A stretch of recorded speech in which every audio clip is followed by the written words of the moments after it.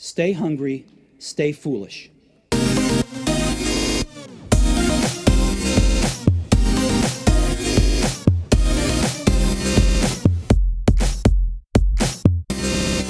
There is only one corner of the universe you can be certain of improving, and that's your own self.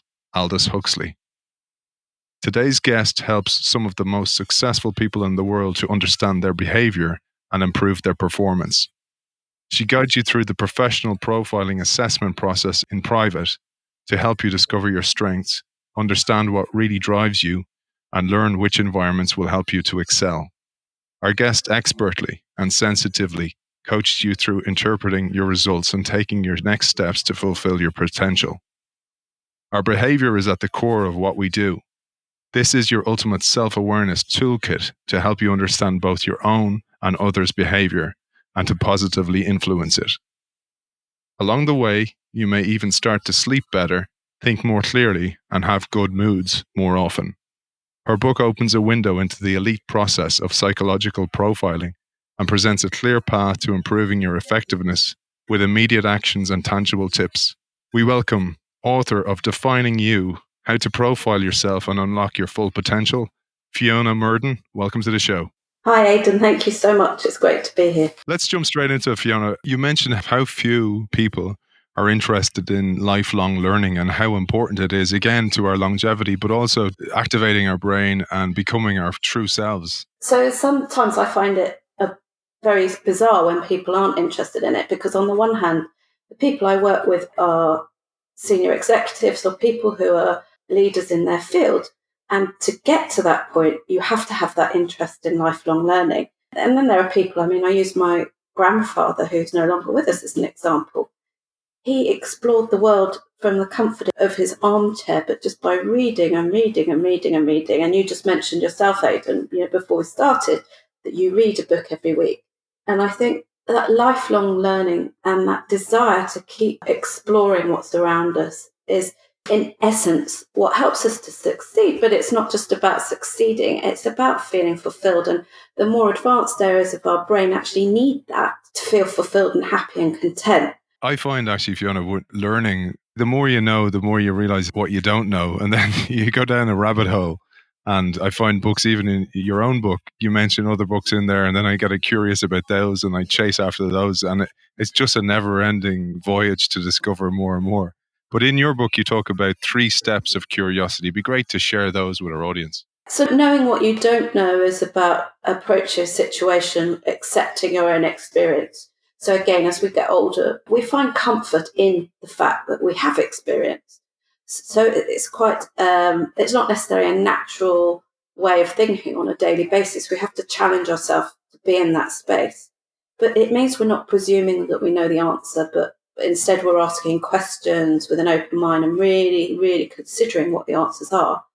And in psychological terms, this is known as empathic curiosity. And if it comes to other people, their thoughts and the feelings of other people. The next step is imagining different and competing possibilities. And that's to say you hold more than one possibility in your mind at any given time. And that's really important in the role of being a psychologist or of looking at yourself.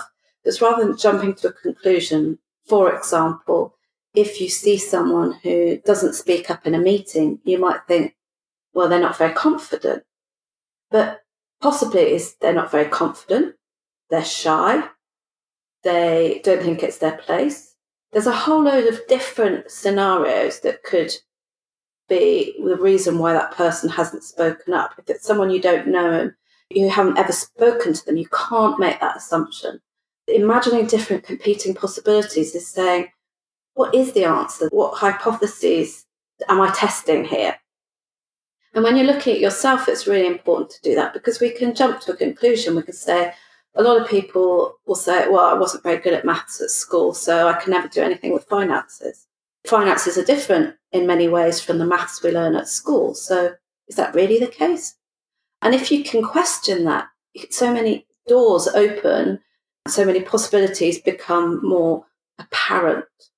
And then the third step is understand that you can learn from other people. And that might sound really obvious, because you think, well, of course I can learn from other people. That's why I'm listening to this show. That's why I read books. But it's really thinking you can learn from everyone. So you can learn from your child who's 3 years old. You can learn from your partner that you've been with for 15 years. You can learn from your parents still. You can learn from your best friend. Everyone has had a different life to you, a different day to you, a different set of experiences to you. So find out what they are. I love the one about it, competing possibilities, imagining different competing possibilities in particular, because what you're doing really is giving the other person the benefit of the doubt. But also, if you think about innovation or strategy work, you don't get crystallized in your own thinking, or you don't believe that your own way is the only way. You start looking broad and wide and looking for more than best practices in industries. And it's a much, much more likely way to discover innovation or discover new methods of doing things. Absolutely. And I think the thing is, it's very easy, again, with that example, to get drawn into a way that looks like the best way of doing something before you've considered everything else. And what there is a tendency of senior leaders to do is they may appear to be open to what other people are saying, but they've still got fixed in their own mind where they're going. And the challenge for senior leaders is to say, no, actually, is hold on to those different possibilities. Keep your mind properly open, because something amazing could come of it. Do you find in your own work, so you profile new recruits or new hires for companies for leadership positions, and we often see on lots of job specs at the moment, curiosity or endless learning is required, which also helps innovation because companies are struggling. And on all these traits you mentioned of curiosity actually help companies find new directions. But the question I want to ask you is, how do you measure curiosity? So somebody's looking for curious people. They're really measuring that based on their own context. But you as a psychologist, how do you look for curiosity or curiosity traits? When you go through someone's life, which is what myself and people who do my job do, is you might not specifically go in thinking, I'm going to look for curiosity. But as you pull out the elements of that individual, curiosity comes from seeing someone who maybe had 3 part-time jobs when they were at school because they were interested in how it felt to work in a shop, but they had the opportunity for a paper round. And then they did a bit of babysitting as well. Now that in itself, you might think, well, that's not curiosity, but what it's showing is someone who's willing to try different things. It might be someone who has explored the world, literally, or it might be someone who hasn't, but who is incredibly open-minded in the way they talk about other people and situations. This is very different from naive or not knowing how to make decisions. It's a nuanced thing there, but it's someone who explores the world with open eyes, someone who questions in a positive, constructive way. And you'll see that coming through the things that people do in their life, the way they talk, what they engage with, even how they're talking to you.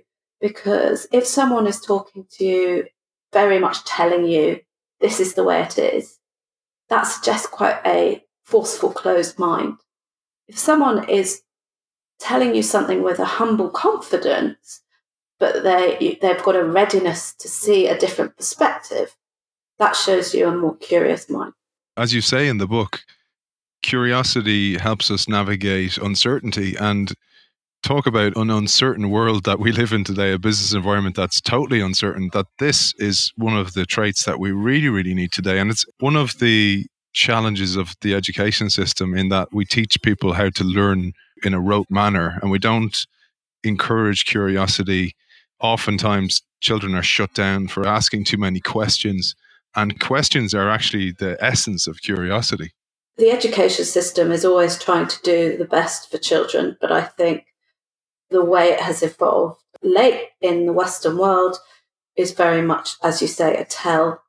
You learn this, you pass the 11 plus. We have the 11 plus around where I live, which is a test that children do at the age of 10, 11 to say whether they're bright enough academically to go into a grammar school system with the elite, which isn't paid for, or whether they are not. And apart from anything else, it labels children, which also teaches them not to do something a certain way. But they're spoon-fed the information for tests like that. But the same is true across the world, in many Western cultures. It's a difficult one to fix, I think, because I think everyone realises that there are faults. How do you go about fixing an education system?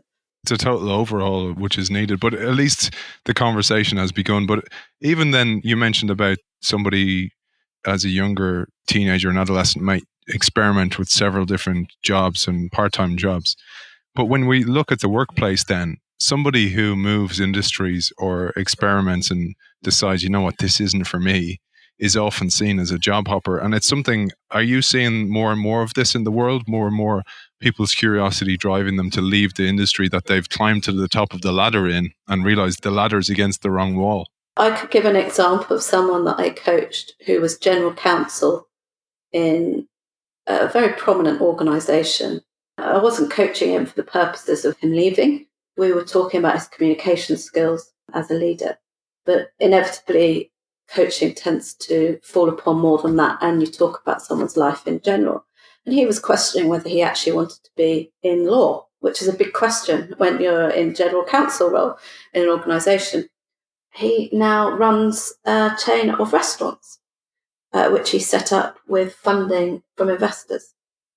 He's no longer a lawyer.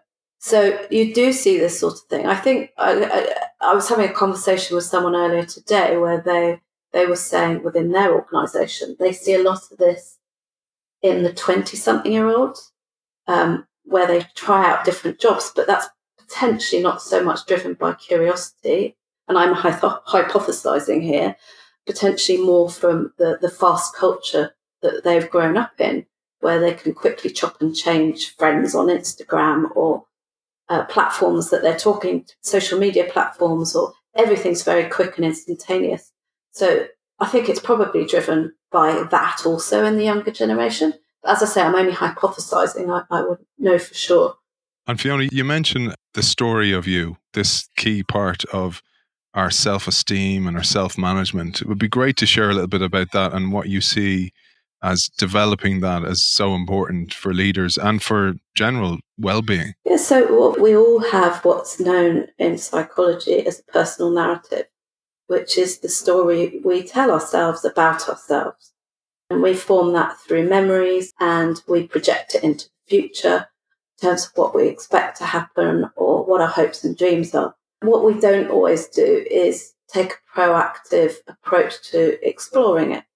If we say, for example, been working with some buying directors recently, so people that buy for fashion brands, a very interesting bunch of people. You would say that all of those people from the outside in, you'd say, well, they're creative, you imagine they were brilliant at art at school. But when you actually explore, some of these people say, I didn't realise that I was creative actually until I was in my early 20s. And then this happened. And then they've ended up using that creativity as part of their career.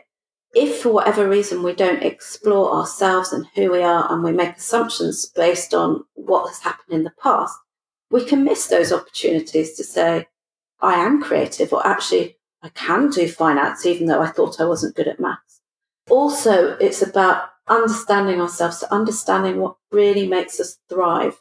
So what are those situations in life where we've gone into what's known as flow, where we've just lost ourselves because we're so taken up with the interest of what we're doing? So for me, one of the things is snowboarding. When I snowboard, I just feel ecstatic. None of my worries, nothing fills my head. But I also get lost in what I do intellectually. So I love psychology. I love what I do, but I love learning more about it. And that'd be different for everyone. And you might say, well, I know I'm good at that, or I know I enjoy that. But trying to not unpick it, but observe and understand it can help you find then where you're going to thrive, where you're going to be happiest, what you're going to most naturally be able to achieve with or in. And that, I think the distinction is very important. I spoke to some teenagers recently, and this exploration is just that. It's an observation and an exploration of yourself. It's very different from introspection, which is actually not very good for us. Introspection can lead us down a bad road because it can lead to a lot of self-analysis and self-doubt. But it's more of an observation. Yeah, and you talk about our parents' expectations have a huge influence on our career paths and take us off and away from our passions, interests, and motivations. And what is critical is parents' best intentions can lead us astray really for the rest of our professional lives. Yeah, absolutely. And I've been asked to speak at London School of Economics to some of the undergraduates and the master's students. And the reason I've been asked to speak is actually because so many of those students follow what they believe is the expected path. They've gone to LSE. The next step is to be a management consultant or go into financial services. And that probably partly comes from parental expectation. You know, we funded you through this degree. We now think you should do this. But it'll also be the world around them because they're existing within a world that's saying this is the right thing to do. Now, one of these undergraduates who specifically someone talked to me about has an absolute passion for fashion. Sorry to say it like that, but he's just enthralled by it. But he's still going down this route of believing that he should be in financial services or whatever the expectation is. And he's just one example. It's a shame because obviously parents of these people, they want them to get a good career where they can earn lots of money and they're financially stable. But it's not actually in the best interest of the people at the other end of it always. Yeah, and it often leads to real unhappiness. And the big problem is society categorizes people as successful at a stage of life you call emerging adulthood. And it can be lacking in fundamental self-insight, is what you say, which has massive negative impacts at a later stage in their lives and their careers. Yeah, so research more recently has shown that our brain is still developing into our mid-20s. So in effect, making a decision on a career when you're 21, 22 even, is not necessarily making the right decision for life. So let's talk about managing negative experiences or negative emotions, which is a key part of life, really, being able to manage the downside and enjoy the upside. And you talk about more than emotional intelligence, the way you term it is emotional wisdom. It'd be great to share this insight. Well, I call it emotional wisdom or recognition to the people that coined the phrase emotional intelligence, because I think the way we view intelligence, again, as a society, is quite a fixed entity, quite a fixed state. But emotional intelligence, as it stands, is not fixed. We can grow. In that sense, I believe it should be called emotional wisdom. So it's this capability to keep growing and exploring the world with curiosity, but around the emotional side of life. That doesn't mean crying all the time or suddenly getting all touchy-feely. The elements of it remain. Step one is self-awareness. So it's really understanding ourselves, recognizing our own emotions and understanding how they're affecting our thoughts and behaviors. Then there's self-management, which is once we've understood that, it's understanding how to manage impulsive feelings and behaviors. So, for example, a teenage boy might drive his car like a maniac to impress a girl, but you'd hope that a 30-year-old man wouldn't do that, even if they wanted to impress the girl. So it's just, the emotion might still be there. I really want to impress this girl. But as you mature, you have more self-management. Think of better ways. Well, so there's a lot of research actually that shows that that's why there are so many crashes with young men in cars. It's the testosterone surges at a very base level. Is about trying to show off and show how manly they are. So yes, it's funny, but it's true. I think I put in my book actually. There's research about skate park in Australia. Some psychology researchers set up a skate park, and then they got skateboarders to do tricks, and they had different levels of difficulty with the tricks. And they then got an attractive girl to come along, and they didn't tell her that they were doing this. The levels of testosterone that they took, they measured the levels of testosterone in their blood increased, and so did the difficulty and risk, the difficulty of tricks they were carrying out and the risks they were taking. If we go back to the emotional wisdom, there's that self-awareness, the self-management, and then there's the social awareness, and that includes empathy. So it's being able to understand the emotional needs of others. That doesn't necessarily mean getting caught up in them, but being able to recognise them and respond appropriately. And then the final stage is social skills, which is the ability to communicate and interact with people, forge friendships, maintain relationships over time. And they're not explicitly in stages, but we need each of those to build on one another to get us to that state of emotional wisdom. If we want to be a wise sage, if we want to be like the Dalai Lama, then we'll have to work quite considerably on all 4 of those stages. Speaking of the Dalai Lama, you talk about this technique called emotional surfing, this idea of sitting with negative thought and dealing with it in a moment, almost like in a meditative state. And it's not an easy thing to do. There's a great book for anyone who's interested called The Happiness Trap by Russ Harris, where he talks about this approach in quite a lot of depth, but not in a way that's difficult to understand. He has some very practical ways of approaching it. Sitting with an emotion, it's like having a radio on in the background and you're actually concentrating on writing something down. You probably don't hear what the radio presenter has said. You know it's on, you know it's there, but you're concentrating on something else. With skill, that's how the most effective way to deal with emotions. I can't say I'm the Dalai Lama and I do it like that. I try. But it's saying, rather than reacting to an emotion, so, I feel really angry, I'm going to shout. Or I feel really angry and I'm going to suppress that feeling.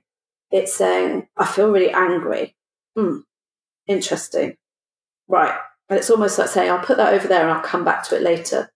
It's not suppressing it. It's not pushing it down. It's just leaving it.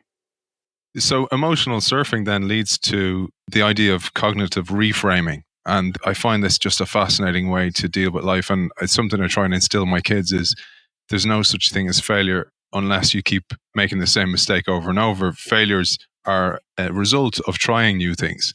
And I'd love if you shared a little bit about cognitive reframing, because changing how you see things absolutely can change your life.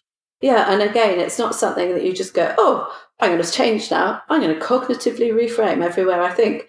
But with the knowledge of these techniques, it's very helpful to start applying them to life. Take the example of, I failed my exams. So you could say, I failed my exams because I'm not very bright. Now, the outcome of that is out of your control. Because we talked about IQ being fixed. If you're saying I'm not very bright and IQ's fixed, well, there's nothing I can do about that. It's out of my control and it has a pretty negative meaning. But what you can do is you can reframe that and you say, I failed my exams because that's the fact. But it was because I didn't work hard enough. Now, suddenly, that has an outcome that's within your control. It's not saying I failed my exams because I'm not very bright, which I can't change. It's saying I failed my exams because I didn't work hard enough. And I can work harder next time. So you're getting a good life lesson from it. And it has a much more positive meaning. So once we cognitively reframe a thought, that's the first step. But then how do we embed that thought?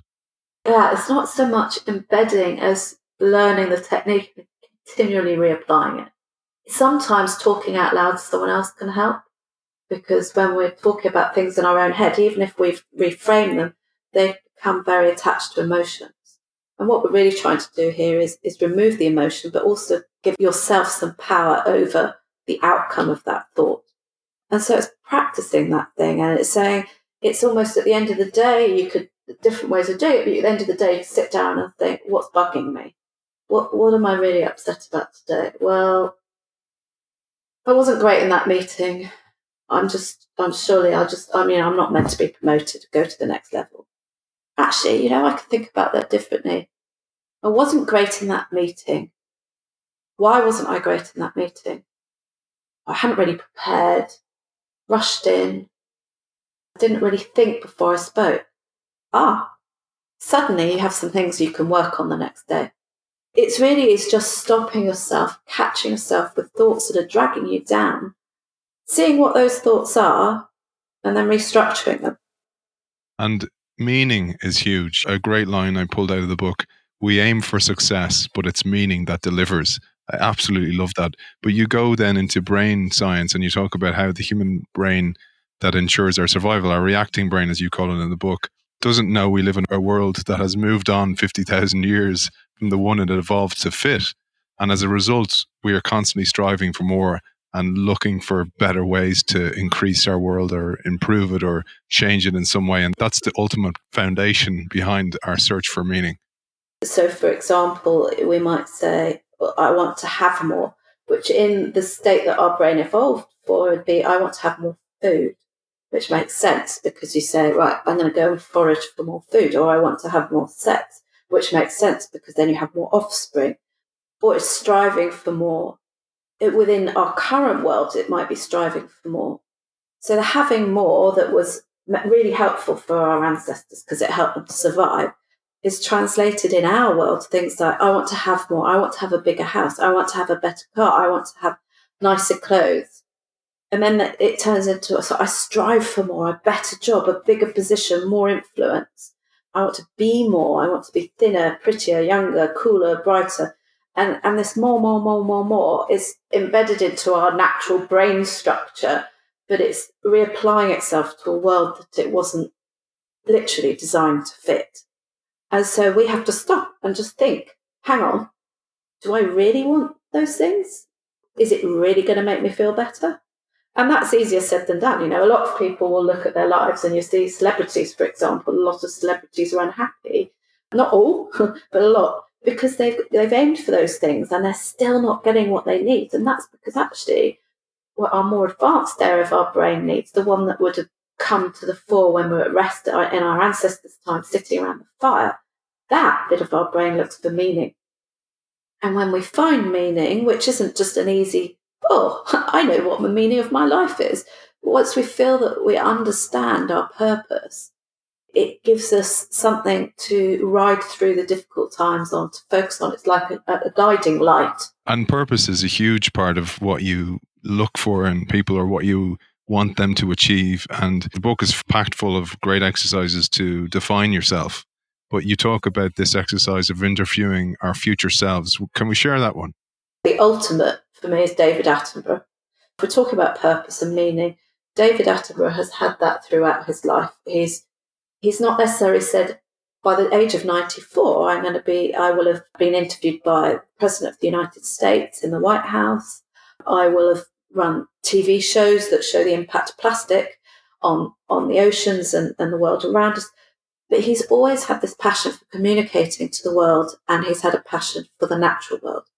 And so I sort of think, well, if you look at David Attenborough being interviewed on something like Graham Norton or a chat show, what sort of questions is he answering? And if you put yourself in that position, so you say, it depends what you want to do. You might want to do something locally. So you might think about a local radio station or a newspaper locally, or it might be you've got bigger aspirations and you think about how you want to change the world. And you're going to be in the White House answering questions with the President of the United States. What questions would they be asking you, and what would your answers be? What are the things that you could say, I've done this passionately in my life. I've made this difference. I've changed these things for the better. What would they be for you? And for one person, it might be seeing my kids fulfill their potential. For another person, it might be seeing gender equality across operating boards within organisations in the FTSE 100 and the Fortune 500. So everyone will have something different, but what is that for you? I love that exercise. And then there's an underpinning important element of this that is the foundation of it, which you talk about, is understanding what your values are. How can we interrogate ourselves to understand that? With values, we have to be careful that we're not just taking on board values because they were our parents' values. Because what we tend to do is absorb our parents' values without even questioning or realising that's what we're doing. So I'd say the first thing is, are they really your values? Is that really what you stand for? And then you can look, so if you have a lovely big list of words that you can find on the internet or anywhere, nice words like courage, creation, genius, originality, passion, harmony, which are the words that resonate most with you? You write all those out. This is just one way of approaching it. And then you cluster them and you refine that as clusters. So you come down to just 3 or 4 things. And if you're struggling with it, one of the ways of thinking about it is if someone's really annoyed you, what did they do to annoy you so much? What did they do to make you so angry? So for me, it would be seeing someone bullied. That makes me really angry. And that goes to probably, the fact that I have huge respect for other people. And I think everyone should respect everyone. So it's looking at how your emotions riled. What does that tell you about what you really stand for as a person? I think this is so important, Fiona, and understanding your values and your purpose and your mission, your own personal one, because many people I talk to in my professional work say, oh, well, the company doesn't have a purpose or a mission. And the first thing I go is, but what's yours? Because you need to understand yours first and then align it with the career you choose. Absolutely. And I think, you can't find that perfect match with an organisation because no organisation is perfectly going to align with where you want to go, but it's finding the one that most closely matches with what you want to do and where you want to go, and then finding a role which allows you to fulfill that. And if it really is unrealistic, if you're a senior person in banking and there's no way you can ever leave that role, even if you want to, well, look for outside of work. Look at where you can do the things that you're passionate about and that give you a sense of meaning in the community or in charity or at home. There's always ways to do that, but you first have to realise that that's what you're doing to make it something conscious.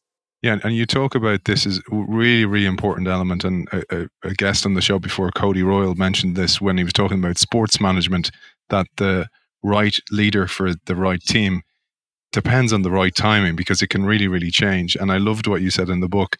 We cannot perform at our best unless we were in the right place for us at the right time.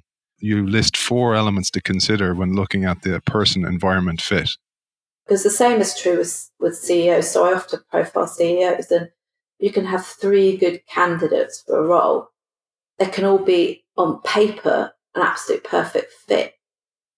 But A, is it the right place for them at that time? And B, is it the right place for the organisation, where they're going and what that's going to look like? And then it comes back to being the same for yourself as what is right for me at this time. So, for example, there's one lady I'm coaching at the moment who she's got a good senior role in an organisation that she's been in for some time. On paper, you might be saying, well, she's bright, she's driven, why isn't she moving to a different company? Because at this point in time, that gives her what she needs with a child care. So it gives her a bit of flexibility. It gives her that continuity that she wants currently in the security while she's got young children, as well as fulfilling her intellectual needs. If you took her in 10 years' time, I wouldn't expect to see her there because she's already been there, done that, and she'll be ready to explore another role in another company. So it's very much about you, your environment, the person you're working for, and the values of an organisation. And you talk about the fit within a team as well, because a thing I'd like to just spend a bit of time on is a toxic organisation, because you spend a bit of time on this in the book, identifying oftentimes people are made feel that they're broken or they're the problem or they have no value or they're unemployable elsewhere. It'd be great to shine a little light on that. Yeah, I've seen that so many times and it really quite upsets me because you see people who are unhappy in a role that can be very senior, it can be very junior, and it starts eroding their self-esteem and their self-confidence because they know they're not right there, they know they're not fulfilling their capability there, but they start thinking it's me because everyone else around me is fine. And then that undermines the confidence to be able to go somewhere else and look for something else. It can be a toxic environment, it can be the wrong fit environment. All too often see toxic environments filled with people who have got huge potential, but they've lost the confidence to be able to put their head up and say, actually, I'm going to take that risk of going to a job interview somewhere else. And here you mentioned the mnemonic dreams, the work that was done. And I loved this one. It'd be great to share this. So the dreams was done by Rob Goffey and Gareth Jones. So Rob Goffey's the London Business School. Gareth Jones is as well. But their mnemonic is dreams, which is when you're looking at an organisation which has a healthy culture, it's looking for difference. So where is difference nurtured? Where are people allowed to be themselves in that culture? And are they allowed to express themselves? There's radical honesty, so people know what's really going on. So the information is being shared. It's a transparent environment. It's not a case of things being kept secret or hidden or spun a certain way. The E is extra value. Extra value is added for employees through personal development. And I think anyone looking for any job should question, even if it's a really small organisation, what's my opportunity for personal development? And for a small organisation, they may not have a budget, but they may be able to say, well, we share books around staff, or we give you time off to do something that you're interested in and you want to pursue. It's supporting it in different ways that may not be financial for those smaller organisations. But for big organisations, there's definitely be lots of personal development opportunities. There's A for authenticity. So it's saying that it is what it says on the tin. I've seen organisations which I've thought were absolutely brilliant, wonderful, lovely organisations. And I've gone to, you must have seen this yourself, Aidan. Now you go inside and you work with them and you think, my goodness, this culture is just there's something wrong with it. How can it be such a mismatch with what I'm seeing on the outside? It should all feel real. The work is meaningful, so that's M. So the work in itself has some sense of meaning. You don't just feel like you're... So, for example, a part-time job I had when I was at university was filing for a hospital. So filing in itself, you might think, well, that's pretty dull. But because I was filing patient information, I felt like it had some meaning to it. Simple rules are applied, and they're simple rules are applied across the board. So you haven't got, well, we can't do this. Oh, no, there's a huge amount of bureaucracy around making decisions. It's all very simple, clear, and easy to understand. And you talk about two types of cultures that I hadn't seen before: extreme collectivism and then extreme individualism. We've got extreme collectivism. It's a culture that encourages people to lose their individuality. So it's almost suppressing their personality. And arguably, you could say the Nazi organisation fits that. It's where everyone is expected to behave in the same way, to think almost the same thing.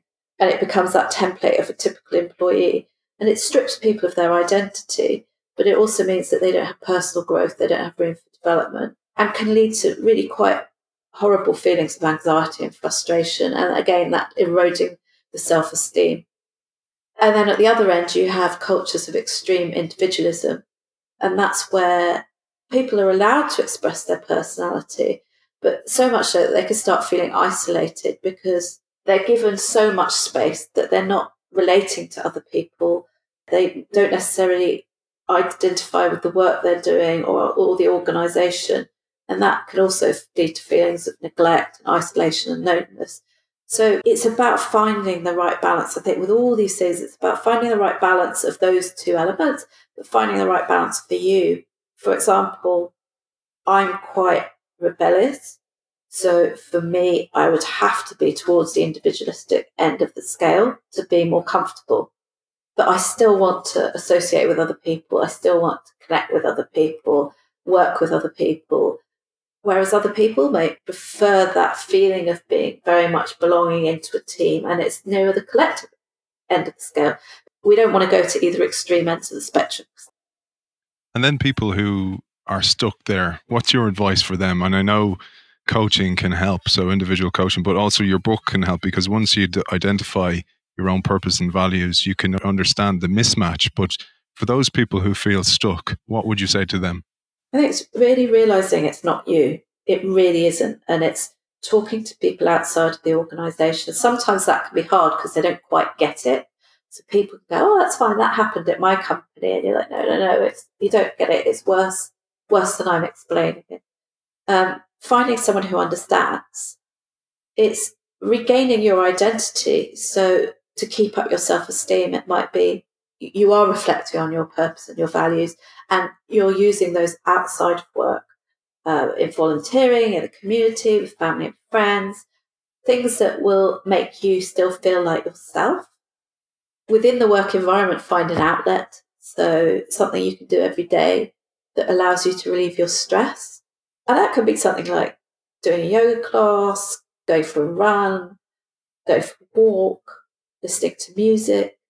And it might be if you're stuck at your desk all day, or plug in your headphones for a bit, listen to your favourite tunes, think about being at a concert, but just find some sort of outlet. Learn what you can. So every negative experience is a learning experience. It might be one that you prefer to look back on and say, thank goodness I'm not there now. But just try and take the learning you can from that situation. Look at that horrid boss and think, I'll make sure I never work for a boss like that again. These are the elements I need to watch out for when I go to a different job. Or I hate this culture because of X, Y, and Z. These are the things I need to look out for. This tells me this about myself. Find positive people to associate with. It's really important. Keep away from people who perpetuate that toxic environment.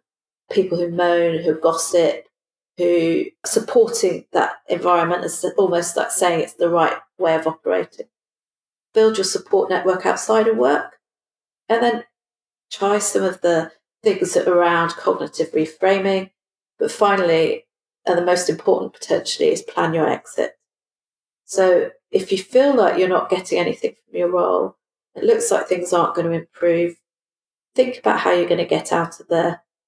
Spend your spare time writing your CV, talking to people in other organisations, putting your feelers out as to what might be available, what opportunities, and really sort of spend that time in the evenings when you're feeling sorry for yourself, or rather than sitting with a glass of wine, or maybe sit with a glass of wine and do it, but think through, how am I going to get out of this, and take practical steps to do that. And Fiona, for people who want to get in touch with you and find out more about you as a leadership coach or a keynote speaker, where can they find you? So my website is simply my name, which is www.fionamurden, MURDEN. I'm not sure if you can understand that with my cold, .com. That's probably the best way to get in contact. The book is available on Amazon. Fantastic. Author of Defining You, How to Profile Yourself and Unlock Your Full Potential, Fiona Murden. Thank you for joining us. Thanks so much, Aidan.